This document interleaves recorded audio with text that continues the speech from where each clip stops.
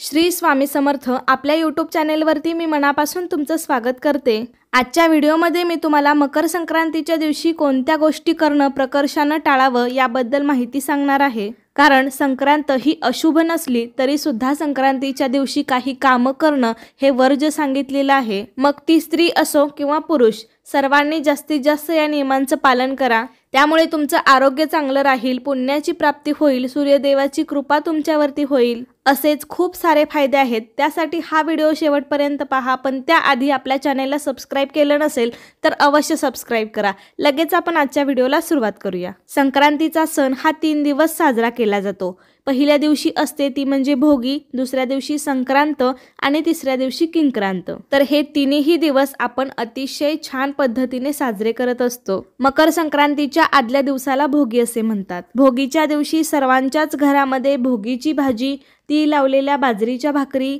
खमंग चटणी, त्यासोबतच राळ्याचा भात किंवा खिचडी किंवा अजून वेगवेगळ्या प्रकारचे पदार्थ अनेक गावामध्ये बनत असतील।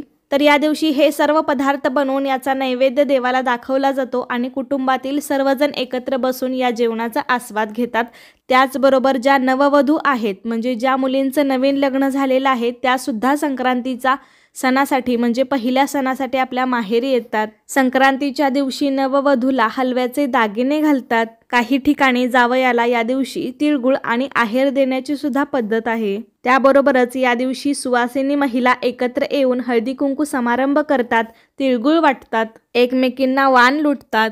त्याबरोबरच या दिवशी सुगड पूजन सुद्धा केले जाते। आणि तिसरा दिवस म्हणजे किंक्रांत। या दिवशी आपल्याकडे 5 वर्षाच्या आतील लहान मुलाला बोरन्हाण घातले जाते। लहान मुलांना सुद्धा छान सजवून हलव्याचे दागिने घालून बोरन्हाण घालतात। अशा पद्धतीने संक्रांतीचा हा 3 दिवसाचा सण अतिशय आनंदाने साजरा करतात। त्याबरोबरच संक्रांतीच्या दिवशी स्नान आणि दानाला सुद्धा अतिशय महत्त्व आहे। या दिवशी पवित्र नद्यामध्ये स्नान केलं तर सर्व पापांपासून मुक्ती मिळते आणि मोक्षप्राप्ती होते असे म्हणतात। त्यामुळे सर्व देवता प्रसन्न होतात, जीवनात सुख शांती आणि समृद्धी येते। त्याबरोबरच दान केल्याने पुण्याची प्राप्ती होते, लक्ष्मीची कृपा आपल्यावरती प्राप्त होते, सूर्यदेवाचा आशीर्वाद मिळतो आणि आयुष्यात यश, कीर्ती आणि सन्मान वाढतो। तर अशा पद्धतीने मकर संक्रांतीचा सण साजरा करण्यामागे खूप जास्त महत्त्व आहे। त्याबरोबरच या दिवशी काही गोष्टी करणं हे वर्ज सांगितलेलं आहे। मराठी दिनदर्शिकेमध्ये सुद्धा या गोष्टींचा उल्लेख केलेला आहे। त्यामुळे आपल्याला या गोष्टी करणं प्रकर्षाने टाळायचं आहे।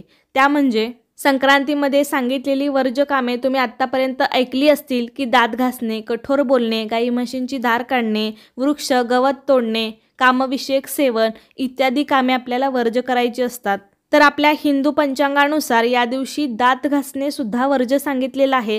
पण आपण सर्वजण आता एवढे पण नियम पाळत नाही। जेवढे आपल्याला पाळणं शक्य होत असेल तेवढं मात्र आपण जास्तीत जास्त पाळावं। पण दात न घासणे वगैरे हे सर्व नाही पाळलं तरी सुद्धा चालेल। दुसरं म्हणजे कठोर बोलणे, म्हणजे या मकर संक्रांतीच्या दिवशी कोणाशीही खोटं बोलू नये, वाईट शब्द बोलू नयेत। या दिवशी कोणत्याही गरीब किंवा असहाय्य व्यक्तीचा अपमान करू नये। असे केल्याने पापाचा भागीदार होतो। घरी कोणी आपल्या एखादी व्यक्ती आल्यास त्यांना रिकाम्या हाताने परत जाऊ नये। कारण ज्योतिषशास्त्रानुसार मकर संक्रांतीच्या दिवशी गरीब किंवा गरजू लोकांना काहीतरी दान करा, ही प्रथा फार प्रचलित होती पूर्वीपासून। असे म्हटले जाते की जर तुमच्या घरी कोणी गरीब किंवा ऋषी वृद्ध व्यक्ती आला तर त्याला कधीही रिकाम्या हाताने जाऊन देऊ नका। आपल्या क्षमतेनुसार त्याला थोडंसं तरी दान द्या। असे केल्याने तुम्हाला लक्ष्मी देवीची कृपा प्राप्त होईल, तसेच तुमचे यश, कीर्ती आणि सन्मान वाढेल।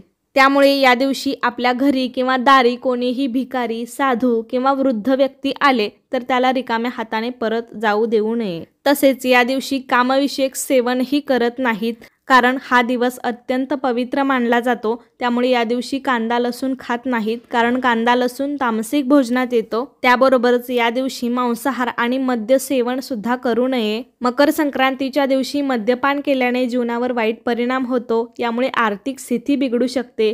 या दिवशी दारू किंवा मद्य सेवन केल्याने घरातील सुख समृद्धी बिघडू शकते। त्यामुळे मकर संक्रांतीच्या दिवशी कोणतेही मांसाहार, तामसी अन्न किंवा नशा न करता सात्विक अन्नच घ्यावे। या दिवशी मसालेदार पदार्थ न खाता तीळ, गूळ, मूग डाळ खिचडी इत्यादींचे सेवन करावे। तसेच या दिवशी ब्रह्मचर्याचे सुद्धा पालन करा। या मकर संक्रांतीच्या दिवशी गाई किंवा म्हशीचे दूध काढू नका, म्हणजे गाई म्हशींची धार काढणे सुद्धा या दिवशी वर्ज्य सांगितलेलं आहे। या दिवशी कुठल्याही पशुपक्ष्यांची प्राण्यांची हत्या करू नका। त्याबरोबरच या दिवशी शेतकऱ्यांनी पिकांची कापणी करू नये, कारण मकर संक्रांतीच्या दिवशी झाडे तोडणे अशुभ मानले जाते। त्यामुळे या दिवशी आपल्याला आपल्या घरातील तुळस सुद्धा तोडायची नाही।